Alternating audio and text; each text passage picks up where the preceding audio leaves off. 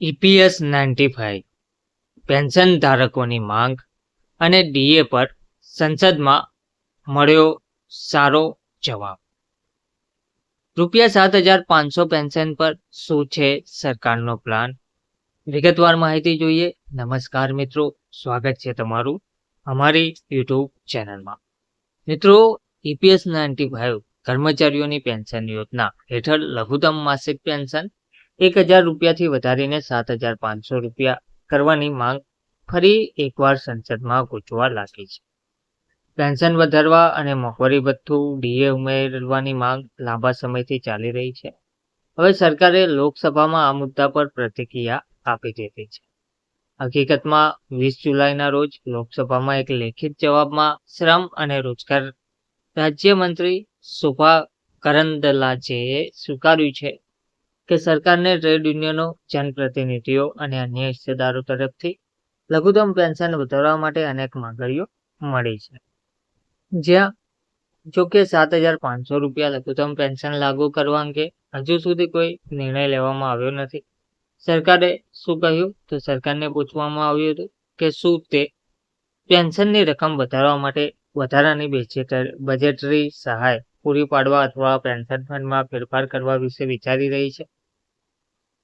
આ મુદ્દાના જવાબમાં કરંદલાજેએ સમજાવ્યું કે EPS 1995 એક નિર્ધારિત યોગદાન નિર્ધારિત લાભ સામાજિક સુરક્ષા યોજના છે, જેમાં લાભો પેન્શન ફંડમાં આપવામાં આવેલા યોગદાન સાથે જોડાયેલા છે અને નિશ્ચિત ચૂકવણીઓ પૂરી પાડે છે.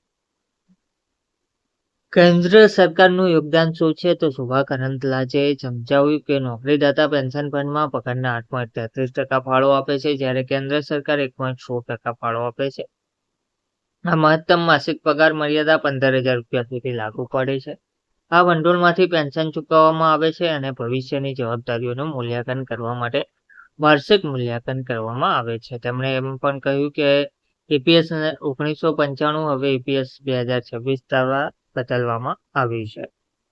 કરંદલાજેએ જણાવ્યું હતું કે સરકાર EPS 95 પેન્શનરો માટે દર મહિને ₹1,000ની લઘુત્તમ પેન્શન સુનિશ્ચિત કરવા માટે બજેટ સહાય પૂરી પાડી રહી છે.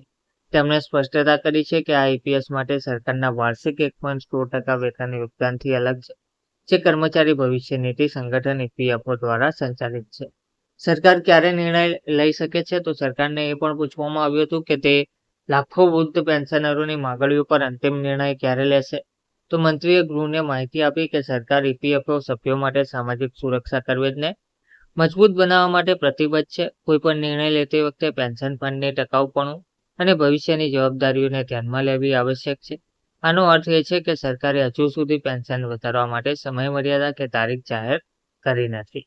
તો લઘુત્તમ પેન્શન અને ડીએ વધારવા પર સંસદમાં સરકારનું નિવેદન આપવામાં આવ્યું છે. મોટી અપડેટ આવી છે પેન્શન ધારકો માટે, પણ આ એક મહત્વના સમાચાર છે. તો શું હવે સરકારનો પ્લાન શું છે અને તેની સંપૂર્ણ વિગતો ટૂંક સમયમાં આપણને જાણવા મળશે.